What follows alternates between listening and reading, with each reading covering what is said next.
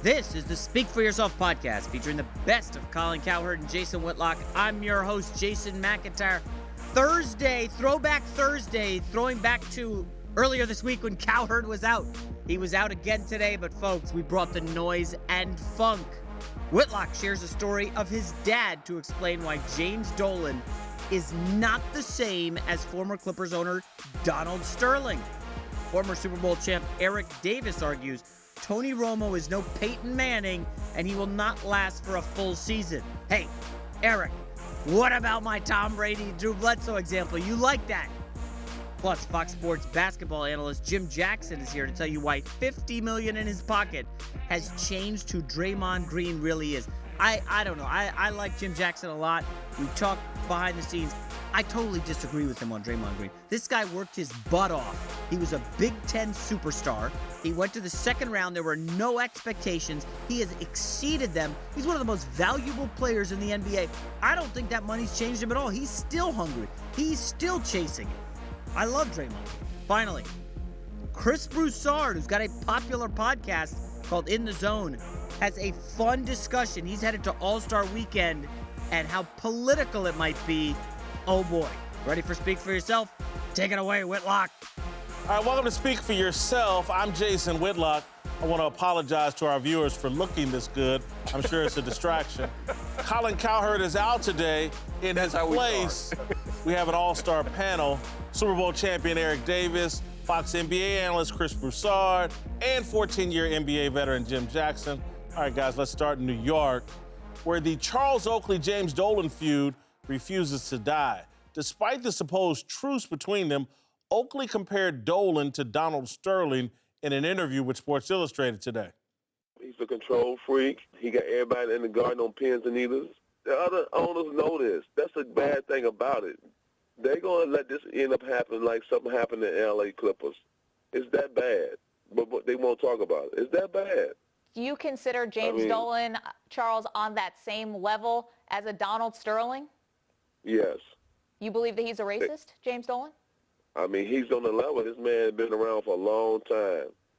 I ain't heard nothing good about him. Doesn't sound like Adam Silver, who we were applauding, was all that effective.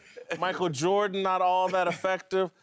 This thing has escalated, and I think escalated in an unfair fashion. Again, offer up some evidence if you're going to compare the man to Donald Sterling, if you're going to call the man racist. Offer up some evidence other than he's a bad guy because, look, man, Charles Oakley, great basketball player, but there's some people that think he's a bad guy. I think this is unfair and out of bounds to compare the guy to Donald Sterling. Chris? Yeah, I've been on Oakley's side in this whole situation, but he's gone too far. I mean, again, unless you have proof, Donald Sterling was in court facing accusations of racism. He owned housing, apartments, and complexes that he didn't want African Americans and other minorities to live in. Like, he was proven to be a racist, okay?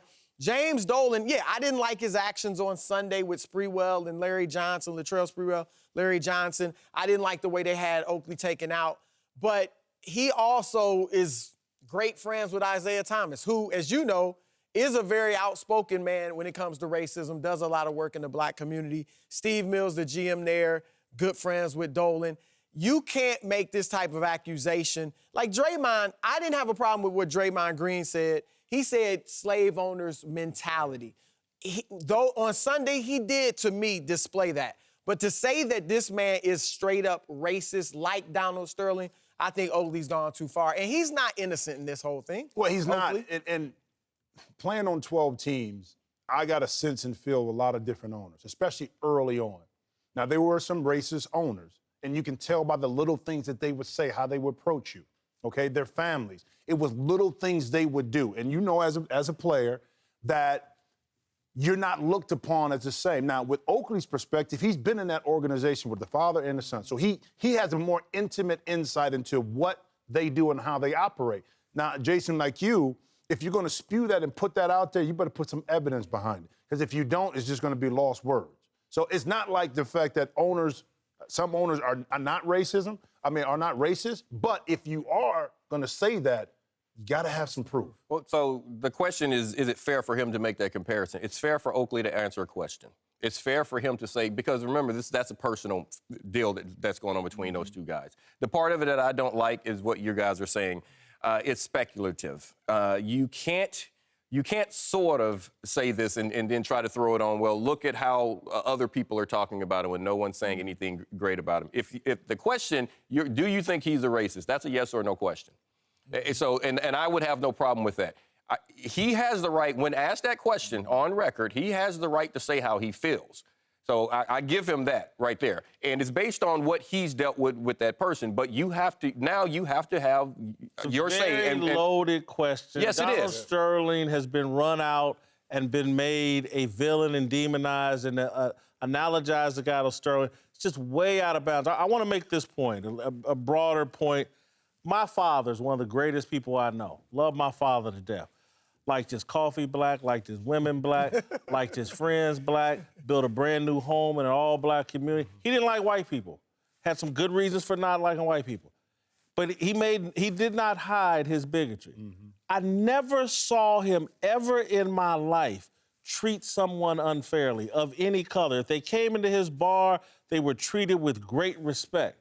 So again, we have this thing that if somebody holds some feelings, does it mean it dictates their every action towards a group of people? Yeah. And that's just not the case. And so I don't see white people as Superman.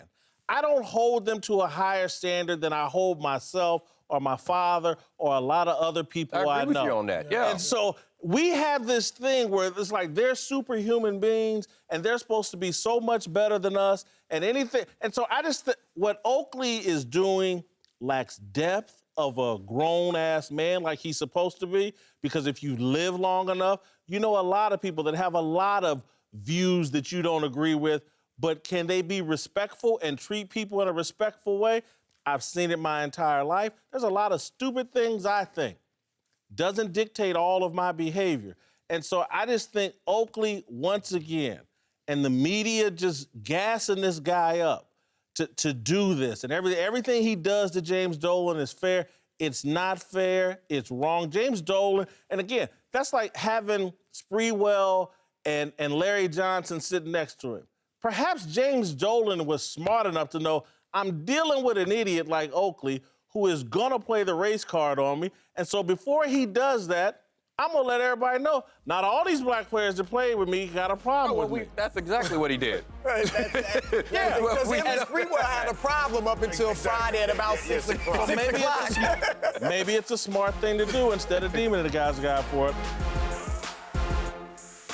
All right, let's move to Dallas, where the Tony Romo saga has taken another turn, with Ed Werder reporting today that Romo expects to be released, not traded by the Dallas Cowboys, and that the 37-year-old quarterback believes he has 2 to 3 years left as a starter in the NFL. I'm going to go straight at Eric Davis first.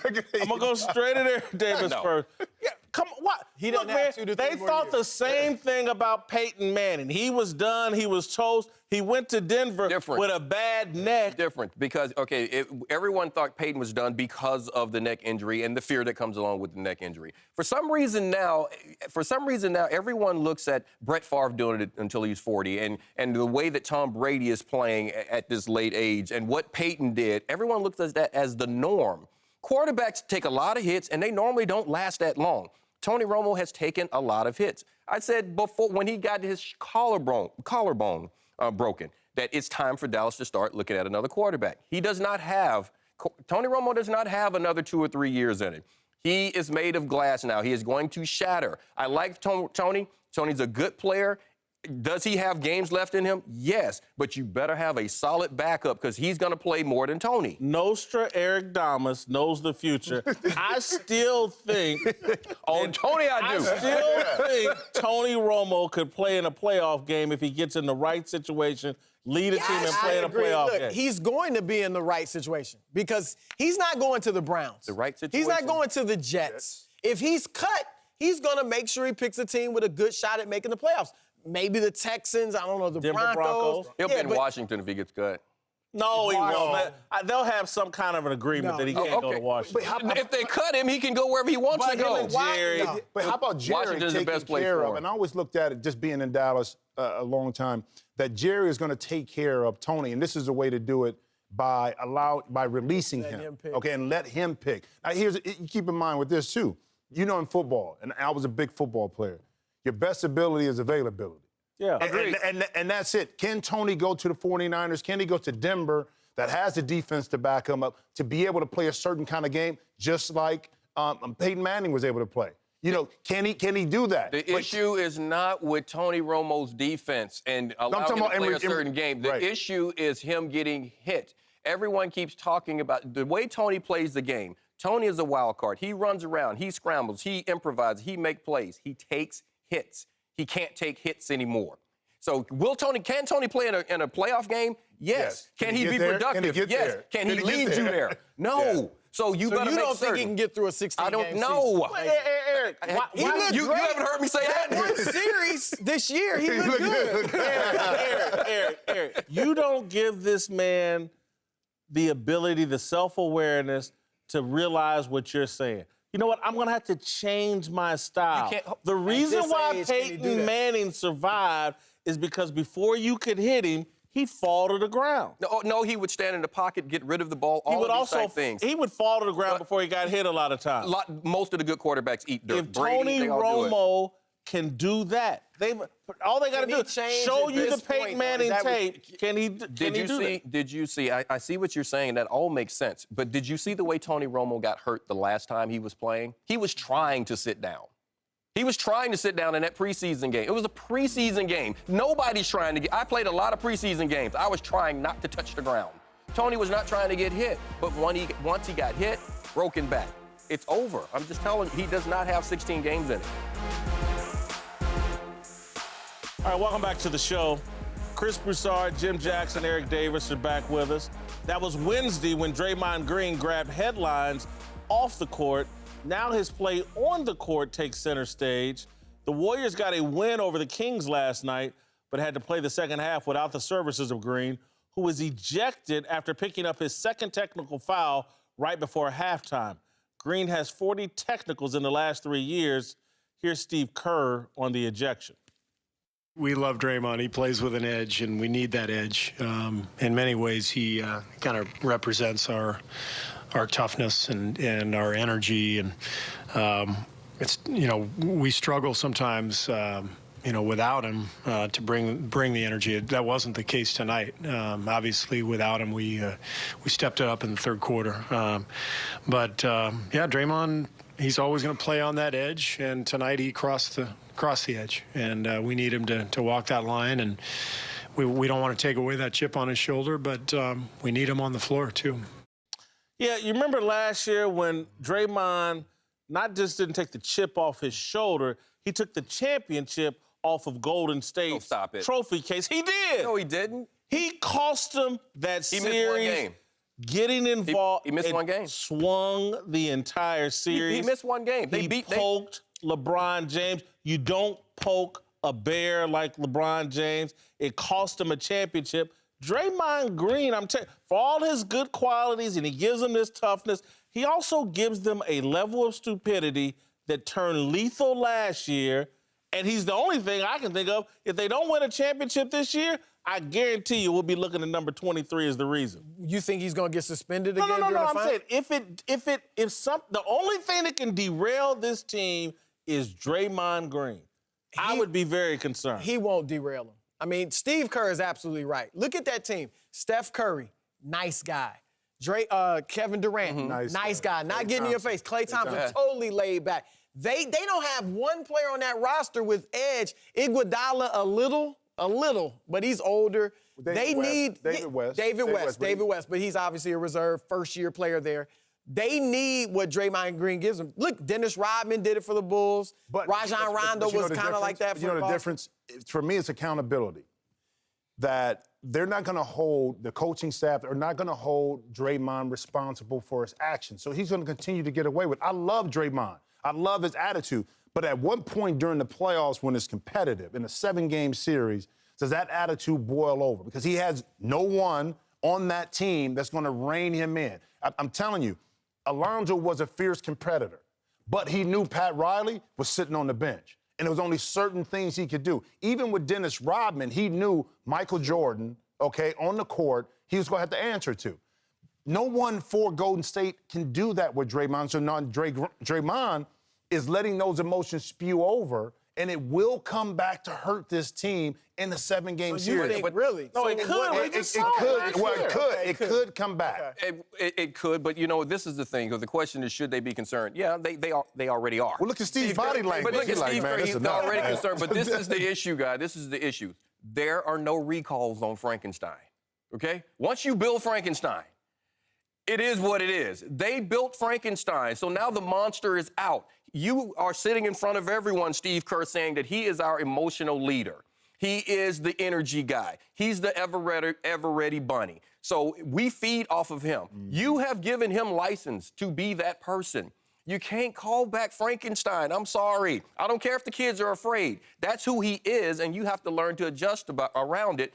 He got suspended for 1 game. They played in those other games, and they lost, okay, when he came back. You can't blame that all on him. He's talking about the momentum. I agree. I understand, but that momentum is also swung by the emotional weight that he carries for that team as well. So you can't have it both ways. You just can't. So what do they do at this point? What are you saying? No. They do? What he's saying is somebody on that team, Durant, Curry, Exactly. Clay, That's the thing. somebody's They going to don't have to have man that- up and challenge this dude because, again, they just went through it last year. LeBron James knew that he went in and trolled him in that game and got Draymond to overreact. LeBron completely outsmarted him last year. Draymond used the B word on him.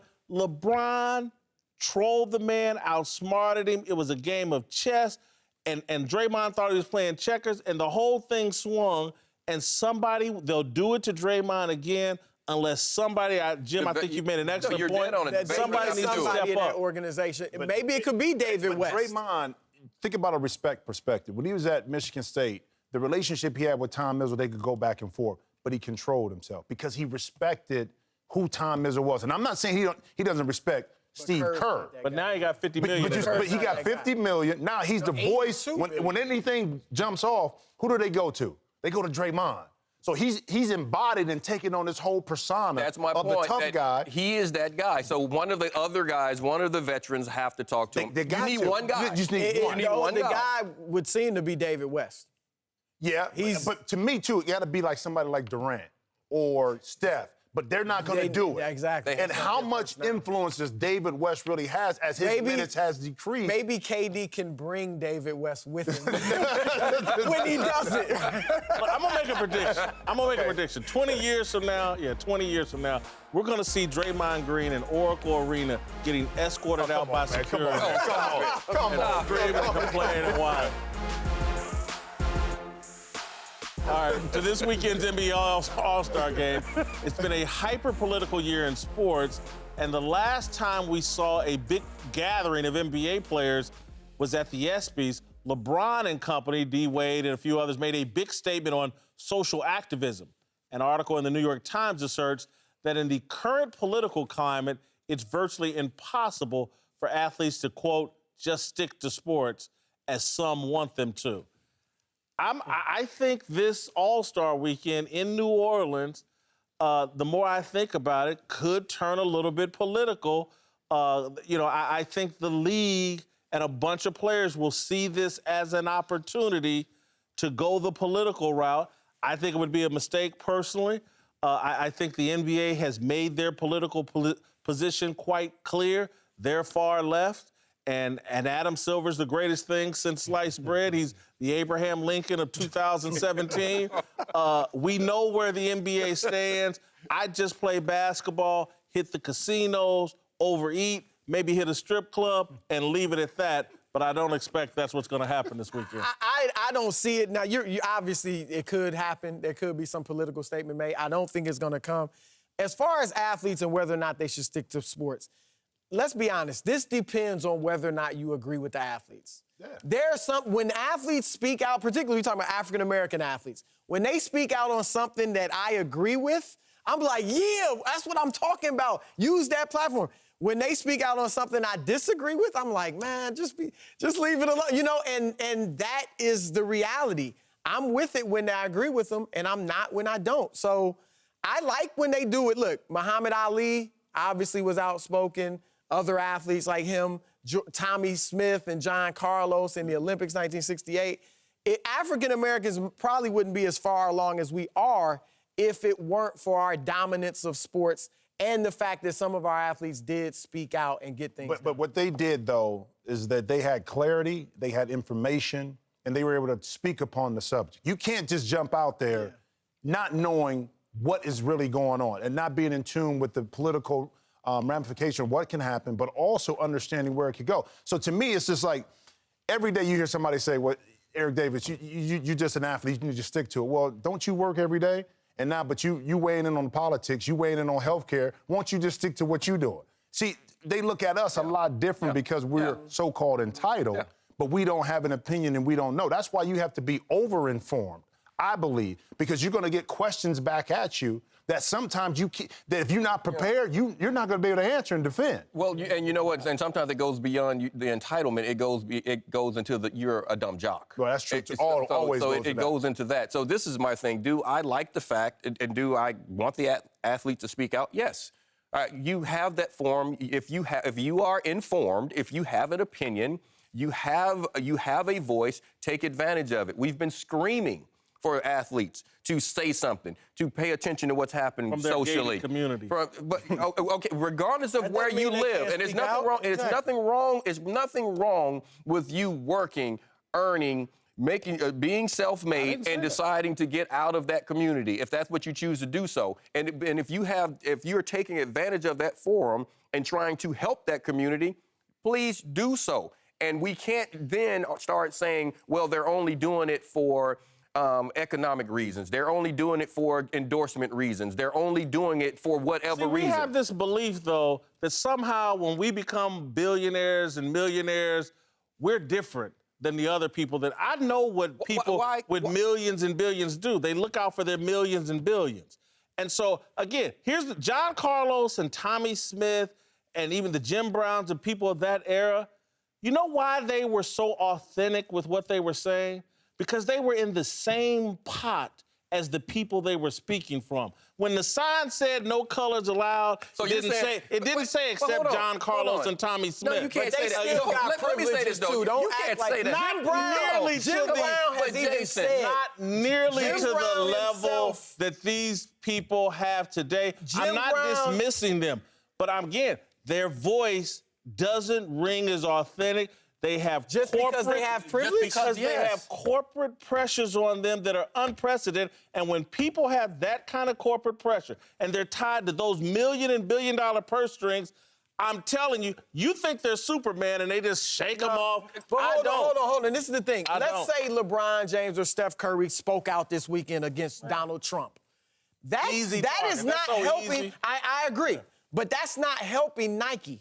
Because the people that like Trump, and obviously half the country voted for him, they are going to be upset with LeBron or Steph and may say, I'm not wearing their shoes anymore. So why would I don't see how that's. I'm going down a different path to answer that. But Muhammad Ali's my favorite of all time. And the reason why, and to your point here, Jason, is that he took actions behind his words. He didn't go to Vietnam. That's right. He supposedly threw his gold medal into Lake Erie because he came back. He came and he couldn't get, he was still racism against him. The problem I see a lot of times with us, when somebody speaks out, the action behind it doesn't follow up, so it's really not viewed authentic. I'm not saying from LeBron's perspective. Some people will come out and say something and they'll go back home, okay? But the action behind it, the feeling behind it, and again, in the 60s, they were all in the same pot. They lived in those neighborhoods. They felt the racism. And Jimmy, so it was a little different. But Jimmy, let me just say that. But that's that, and I'm going to say this quickly. I agree with what you're saying that everyone may not be authentic, but we can't sit and judge everyone in that same pot. I agree with you. Because some of them aren't, that none of them are. Can't judge them all. Can't generalize them all at all. But I'll just say this: Muhammad Ali. You know who his mentor was? The guy whispering in his ear, Malcolm X. You know who's whispering in LeBron's ear? Phil Knight. There's a difference. All right, welcome back to the show. I'm still looking very good, despite what Chris Broussard said. Eric Davis and Jim Jackson also here. Let's move to the Clippers, who won their 4th game in a row last night. But despite their recent hot streak, one of Doc Rivers' former players, Glenn Big Baby Davis, went on Chris Broussard's In the Zone podcast and had this to say about his old coach. What Doc had in 08 was special. And he was lucky as hell. Lucky as hell. The year before that, they was wearing trash bags. He could have got fired. Nobody would have Nobody made a peep. Yeah. Made a peep. But then the next year they win it. Now he's one of the bestest coach ever. I'm just not feeling that. Is he overrated as a coach? I think so. Really? Okay. Yeah. I don't think that's as crazy as it sounds. If you go look, and this is what I've always said about the emotional lack of discipline on the LA Clippers, it starts with Doc Rivers. That team has had the most technical fouls in the league since Doc Rivers took over the Clippers. That's a reflection of Doc Rivers. We saw him earlier in the year going after an official and having to be restrained. Again, I like Doc Rivers. Everybody likes Doc Rivers. He plays the media like a baby grand piano. Everybody sings his song. But at some point, you got to do more than Vinny Del Negro in Los Angeles. It is what it is. No, look, I agree with Big Baby. Now, I think Doc is a good coach. I'm not saying he's not a good coach. He's a bad coach.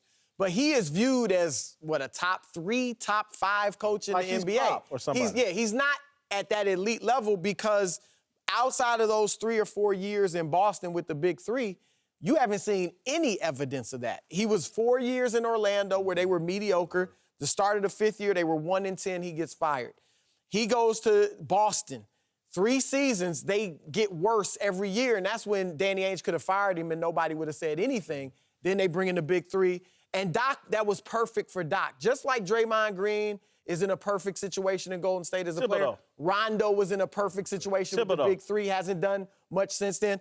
But Doc, with his motivational, the Ubuntu. Tom Thibodeau. True, but Thibodeau's not looking great either right now a hell of a in defensive Minnesota. coordinator. Their defense isn't any good right now in Minnesota. I'm just saying. But Doc, it was a perfect match. And what Big Baby also said on that podcast was you had KG, Ray Allen, and Paul Pierce, who made sure everybody did what Doc wanted done. Right. So he was like, they deserve the credit. So to your point, I thought Doc was going to take the Clippers to the promised land because we can rave about the Warriors' talent and Cleveland's talent. On paper, Jimmy, the Clippers got a lot of talent. But they got talent. My whole thing with Doc has not been the coach. And now keep in mind, the player, it just depends on the player and the relationship with that coach, whether he's a good coach or not. I didn't play for some coaches that I didn't like because of how we interacted, but they were good coaches. Yeah. With Doc, my whole thing has been their player personnel moves. Yeah, some of the moves they've made haven't allowed them to really take advantage of winning a championship. That's been my overall criticism of Doc, playing that president's role. The coaching, I understand that you got to put people in the right position. Don't get me wrong on that perspective, but the way they built out their team over the last 4 or 5 years, to me, it left me scratching my head with some of the moves. And now you wonder why you don't win or have an opportunity to win. You know, for me. You got a top 3 point guard. That's it. I know he's hurt. What is Blake? A top 5 power forward? DeAndre Jordan's a top 5 center. I know you got to put it together. Backup point, but you don't have a 3. I know, but I'm saying, but you don't have the whole thing. But the whole thing is because you guys are talking about whether great is that word we throw around all of our time to talk about players and coaches and everything. What great coach doesn't have what you talked about? Yeah, doesn't have what you talked about in Boston. You have a plan that you want executed. You have to have your players execute that and permeate that throughout the locker room. How do the players interpret what it is you're saying? The question I would have for Big Baby is, were you receptive to what he wanted you to do, the way he wanted it done? Were you questioning it? All of those things come into play because we're not going to talk about any great coach in any genre of sports that doesn't have players running the asylum. On the players than the coach? Is that what you guys are saying? No, I'm not. No. I know a coach has to impose his will. No, that's so The wrong. elite, hold That's on, so wrong. they the do. elite coaches That's do so that. wrong. No. That's They all do I'm that. saying. I'm No. not saying Doc's not good, but Greg Popovich is good no matter Greg Popovich who had is 10 playing for him. Greg Popovich Is Tim had- Duncan there now? No, but They on pace to win about 62 games. and he still has a pretty good squad. If you look They at had what's one going All-Star. on. Great. They had But one here's the thing, All-Star. with New England, do they have great players or is it Exactly, coaching? there you go. With New England. New England Patriots? Yeah. I'm talking about great. I'm talking about compared to who they Do play. you understand who quarterbacks for No, them? I said Yeah, but players. outside of I'm talking that. about outside of that. Outside of that, yes, they have across the board. They've always had good They players. cut Not Not like, great. Talented not like players. they ain't got a bunch of Hall don't of have- Famers like San we- Francisco we had. can- A great coach imposes will. I want to get us back to Doc Rivers. I think there's a lack of discipline from Doc that the biggest sign of it is, and I know this will make me unpopular, having his damn son on the roster. I knew you were is gonna the- say that. Played well. I don't Our care. backup, I Austin, don't has care. become It a makes pretty it decent harder player. to coach when your son's on the team. Anytime you ever been on a team where the coach's son's on the team? My dad causes all coached me. He was kind of always drama. harder on me. Don't talk. I'm Seriously. not talking about what grade is this? Fourth, fifth. Seventh grade. You get to high school, college, and the son's on the team. It makes it hard to coach. I'll say this: when Doc's first year with the Clippers, they beat Golden State in the first round of the playoffs. Obviously, Golden State took off and left them in the dust. The only difference, now they got Kevin Durant, but before they got Kevin Durant, they left the Clippers in the dust. Only difference was a new coach in Golden State, Steve Kerr. That's it. The players remain the same. And Doc was the coach when they dropped a 3-1 lead to Houston. Not Oklahoma City, not Cleveland, Houston. This is the Speak For Yourself podcast featuring the best of Colin Cowherd and Jason Whitlock. I'm your host, Jason McIntyre. Thanks for subscribing. Oh, programming note, we are dark tomorrow. That's industry lingo for we're not on TV. So no podcast Friday. We will be back Monday. A lot of post-All-Star break fun. Hopefully an NBA trade happens, right? Wouldn't that be fun? I'm sure Doc Rivers is going to react over the weekend to his overrated debate. Thanks for the tweets, the Facebook messages, Instagram. We will look forward to talking to you on Monday.